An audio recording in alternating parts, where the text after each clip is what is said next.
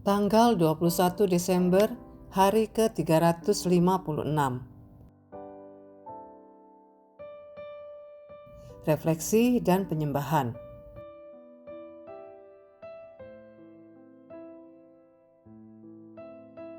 Merawat kebenaran hidup.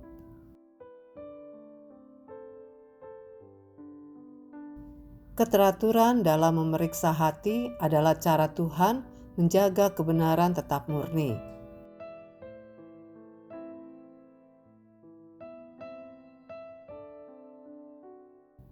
Refleksi.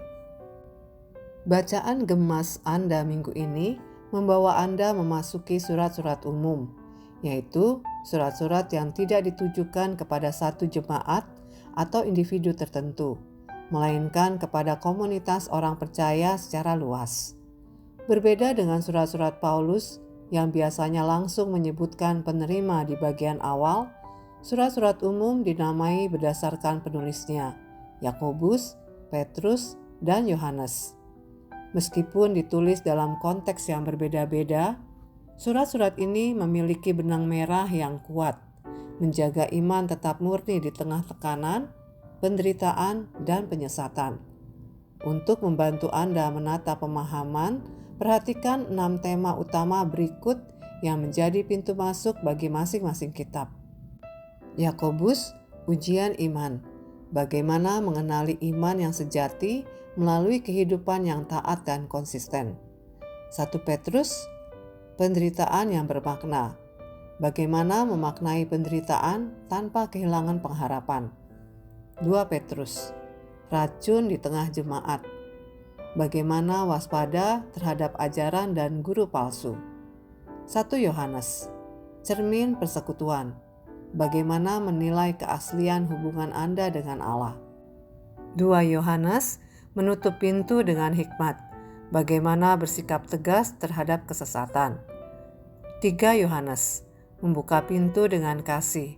Bagaimana mendukung dan menerima pelayan kebenaran. Melalui surat-surat ini, Anda diingatkan bahwa iman yang sehat membutuhkan perhatian, kepekaan, dan keberanian untuk membedakan mana yang benar dan mana yang menyesatkan.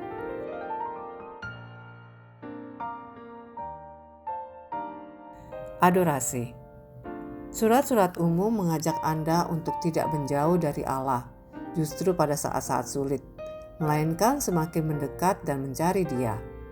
Anda diajak mencari Tuhan ketika menderita, ketika jatuh dalam dosa, ketika membutuhkan hikmat, pengharapan, kesembuhan, dan kekuatan menghadapi pencobaan. Perhatikan ayat-ayat berikut dan renungkan dalam konteks apa Allah diminta untuk dicari. Kebutuhan apa yang sedang dihadapi para pembaca saat itu. Yakobus pasal 1 ayat 5-6. Yakobus pasal 4 ayat 5-7. Yakobus pasal 5 ayat 16. 1 Petrus pasal 1 ayat 13-16. 1 Petrus pasal 2 ayat 1-4. 2 Petrus pasal 1 ayat 3. 1 Yohanes pasal 2 ayat 26-29. 1 Yohanes pasal 3 ayat 21-22. 1 Yohanes pasal 4 ayat 9-11. Alkitab berulang kali mengajarkan Anda untuk memandang Allah di tengah krisis, bukan hanya berfokus pada jalan keluar dari masalah. Seringkali perhatian Anda tertuju pada solusi, padahal firman Tuhan mengundang Anda terlebih dahulu untuk mengarahkan hati kepada pribadi yang memberi solusi. Untuk menolong Anda memusatkan pandangan kepada Allah, renungkan ayat-ayat Mazmur berikut dan perhatikan berkat yang mengalir ketika fokus diarahkan kepadanya. Mazmur pasal 18 ayat 30, pasal 34 ayat 5, pasal 57 ayat 1, pasal 123 ayat 2, pasal 145 ayat 15-16.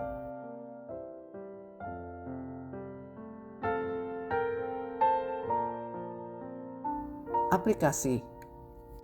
Mungkin Anda merasakan bahwa surat-surat yang dibaca minggu ini tampak saling bertentangan jika dilihat sepintas. Anda bisa saja bertanya, haruskah saya mengunci pintu seperti dalam 2 Yohanes atau membuka pintu seperti dalam 3 Yohanes? Haruskah saya bersyukur dalam penderitaan seperti 1 Petrus atau justru menjauhi sumber penderitaan seperti yang ditekankan dalam 2 Petrus? Jika perbuatan baik tidak menyelamatkan seperti yang dijelaskan Yakobus, lalu mengapa saya harus melakukannya? Jawabannya terletak pada satu kata penting, konteks. Anda dipanggil untuk menutup pintu bagi ajaran palsu, tetapi membuka pintu bagi para pelayan kebenaran. Anda diajak bersyukur atas situasi yang tidak dapat diubah, namun juga bertindak tegas terhadap hal-hal yang bisa dan harus diubah.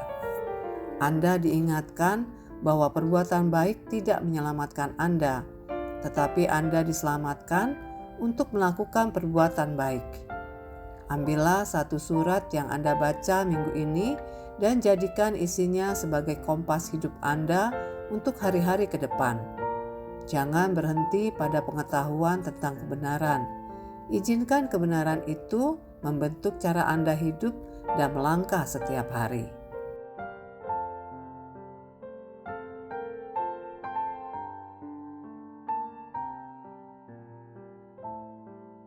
Demikian renungan hari ini. Untuk mendengarkan pembacaan Alkitab hari ini, silakan buka tautan video yang ditampilkan di layar Anda. Amin. Tuhan Yesus memberkati.